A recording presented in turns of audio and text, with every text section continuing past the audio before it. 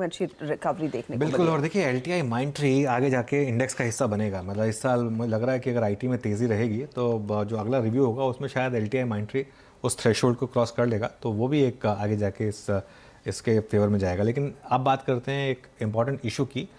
Colocation मामले में NSE को बड़ी राहत मिली है। सैट ने सेबी का 625 करोड़ रुपए की वसूली का जो आदेश है उसको पलट दिया है। साथ ही रवि नारायण, चित्रा रामकृष्णन, इनकी जो डिसगॉजमेंट के ऑर्डर्स थे उनको भी गलत बताया। इन सब पर ज़्यादा डिटेल देने के लिए अब यतिन जुड़ गए हमारे साथ।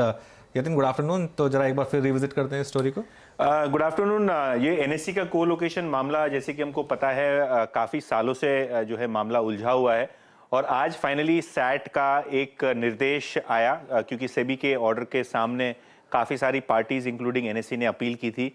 सैट के निर्देश में अगर हम देखें तो एनएससी को सबसे बड़ी राहत मिली है, क्योंकि इनको 625 करोड़ रुपए का डिसजॉर्जमेंट सेबी में जमा कराना था 12% इंटरेस्ट के साथ। वो जो पेनल्टी है रिड्यूस करके सैट ने 100 करोड़ रुपए कर दी है।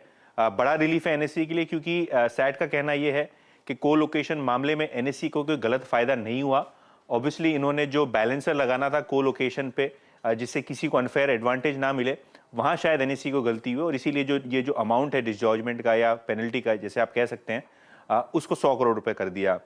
दूसरी जो पार्टी थी इसमें एनएससी के ऑफिशियल्स थे, चित्रा रामकृष्ण और रवि नारायण।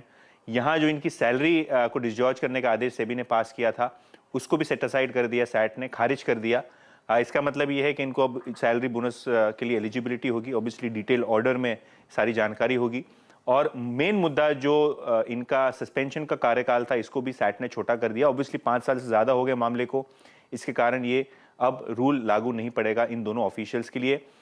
तीसरी जो सबसे इंपॉर्टेंट पहलू थी वो ये थी कि जो ओपीजी सिक्योरिटी, जहां 15.5 करोड़ रुपए के आसपास का अमाउंट सेबी ने डिसजॉर्ज किया था, वो भी सैट ने दरकिनार कर दिया, उसको भी सेट असाइड कर दिया है। तो अगर हम बात करें एनएससी के को लोकेशन के मामले की, जो जुड़ी हुई पार्टीज हैं, इनको कहीं ना कहीं कुछ न कुछ तरीके से सैट में रिलीफ मिलता हुआ नजर पड़ा है। केवल एक बात सैट ने कही है कि जो एनएससी के ऑफिशियल्स हैं, एनएससी के कर्मचारी हैं, जिन्होंने को लोकेशन मामले में कोलिजन किया या किसी को अनफेयर एडवांटेज दिया, कोई ब्रोकर इसमें शामिल है, तो इसकी जांच पड़ताल सेबी फिर से एक बार करे। लेकिन पूरा का पूरा मामला आपको दिखाई पड़ रहा है कि पूरा कोलोकेशन मामला जो इतने समय से अटका हुआ था, काफ़ी सारी इस पर अटकलें लग रही थी, इनको सब जो है सेबी के ऑर्डर को ज़्यादा करके पलट दिया है सैट ने। एनएससी के लिए एक बड़ी रिलीफ होगी। ऑब्वियसली अगर हम कमेंट्स की बात करें तो एनएससी या कोई भी दूसरी पार्टी इसका इस सैट के ऑर्डर पे कमेंट नहीं आया और सेबी का भी कमेंट अवेटेड है, क्योंकि शायद ये ऑर्डर पे वो अपील भी कर सकते हैं सुप्रीम कोर्ट में। बिल्कुल।